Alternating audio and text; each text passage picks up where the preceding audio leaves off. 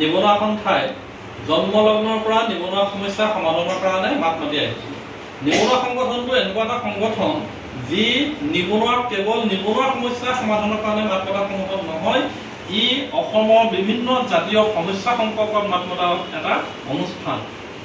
আজি আপোনালোকে নিশ্চয় জানে, জুবিন গাৰ্গৰ মৃত্যুৰ পিছতো সদৌ অসম নিবনুৱা সন্থাই শ্ৰদ্ধাঞ্জলি আদি কৰি বিভিন্ন অনুষ্ঠানসমূহৰ লগত আমি জড়িত হৈ পৰিছোঁ। অসমৰ বিভিন্ন সমস্যা যেতিয়া উদ্ভৱ হয়, সেই সমস্যাসমূহ সমাধানৰ কাৰণে সদৌ অসম নিবনুৱা সন্থাই মাত মাতি আহিছোঁ।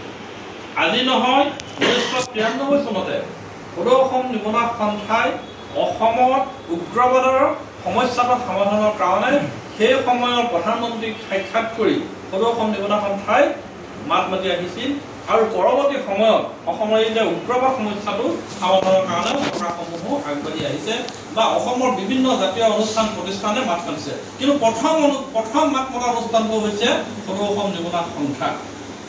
আৰু সদৌ অসম নিবনুৱা সন্থাই সাংগঠনিক দিশৰ ওপৰত আজি পৰ্যালোচনা সভা আমি অনুষ্ঠিত কৰিছোঁ।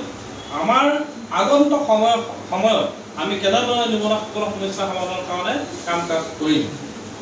আমি কেৱল চৰকাৰী চাকৰিৰ ওপৰত নিৰ্ভৰশীল হ'লে নহ'ব, আমি নিজাকে কেনেকৈ কৰ্মসংস্থাপিত কৰিব পাৰিম তাৰ ওপৰত আমি গুৰুত্ব প্ৰদান কৰিব লাগিব।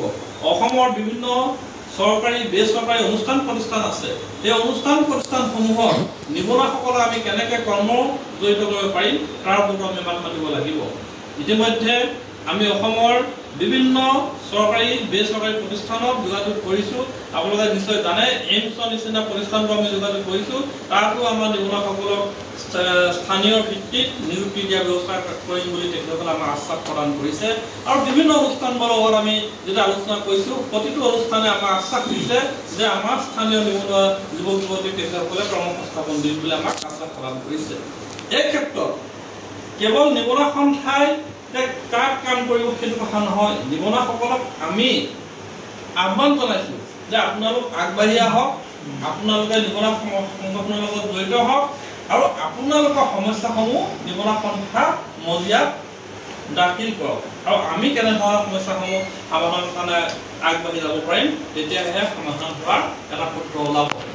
ইতিমধ্যে অসম চৰকাৰক আমি বিভিন্ন ধৰণৰ দাবী উত্থাপন কৰিছিলোঁ। আপোনালোকে জানে, যেতিয়া বেদখল মুক্ত কৰিছিলে সেই সময়ত সদৌ অসম নিবনুৱা সন্থাই এটা কাৰ্যসূচী লৈছিলোঁ। আমাৰ সাংবাদিক অনুষ্ঠিত কৰিছিলোঁ গুৱাহাটী প্ৰেছ ক্লাবত। আৰু সেইদিনা আমি কৈছিলোঁ যে উচ্ছেদিত ব্যক্তিসকল অসমৰ প্ৰান্তে প্ৰান্তে ঘূৰি আছে, তেখেতসকল যদি প্ৰকৃতাৰ্থত যদি বিদেশী হয়, তেখেতসকলক বহিষ্কাৰ কৰাৰ এটা ব্যৱস্থা গ্ৰহণ কৰিব লাগে। আৰু উচ্ছেদিত মাটিসমূহ কি কৰিব?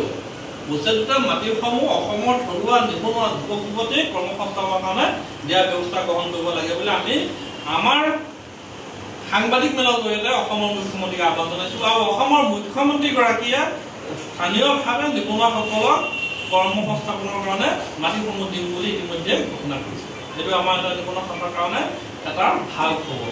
গতিকে আমি বিভিন্ন সময়ত আমি নিবনুৱা সমস্যা সমাধানৰ কাৰণে নিবনুৱা সন্থাই মাত মাতি আহিছোঁ, পৰৱৰ্তী ব্যৱসায়ীসকলৰ সমস্যা সমাধানৰ কাৰণেও মাত মাতি আহিছোঁ। এনেধৰণে আমি সদৌ অসম নিবনুৱা সন্থাই অসমৰ নিবনুৱাসকলক একত্ৰিত কৰি আগবাঢ়ি যাবৰ কাৰণে আমি ওলাই আহিছোঁ।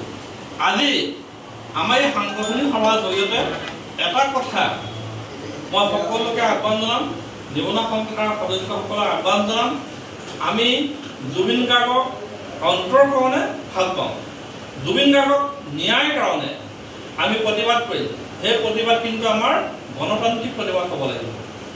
আৰু যদি কিবা কাৰণত এই প্ৰতিবাদ যদি বেলেগ এটা ৰূপ লয়, তেতিয়াহ'লে জুবিন গাৰ্গে ন্যায় নাপাব।